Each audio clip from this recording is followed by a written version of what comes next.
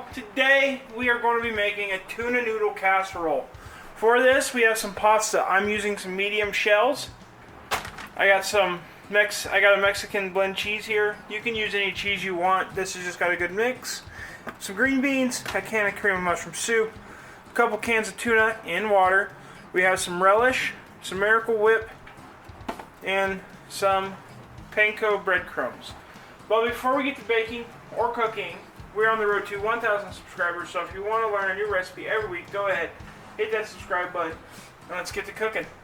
And with that, the first things first is we're going to start our pasta, cook it according to directions. Okay, in a saucepan, we're going to go ahead and take 1 cup of Miracle Whip. Take our can of cream of mushroom soup. And then we're going to take our cans of green beans, undrained. Alright y'all, we got 3 cans of tuna that we've gone ahead and drained. Then we're going to take 1 cup of our relish. Alright y'all, so now we're going to put this on a medium-high heat.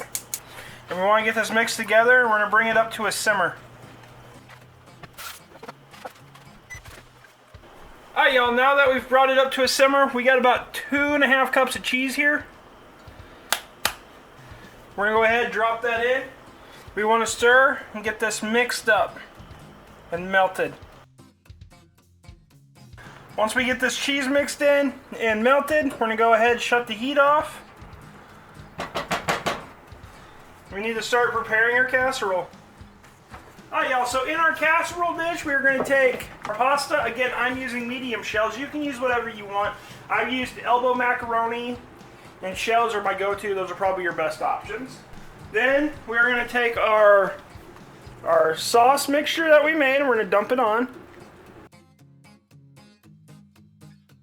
Alright y'all, and then once we got that, we're just going to go ahead and give this a quick mix, get all of our pasta mixed in.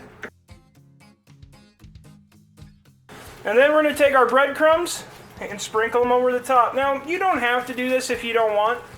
Now we have our oven preheated to 375. We're going to go ahead and throw this in there for about 30 minutes. At that point, I'll bring you back. Alright y'all, after about 30 minutes, we have a tuna noodle casserole. If you like this video, go ahead, hit that like and subscribe button down below. There's a video over here that YouTube thinks you should watch. And until next time, keep on cooking on.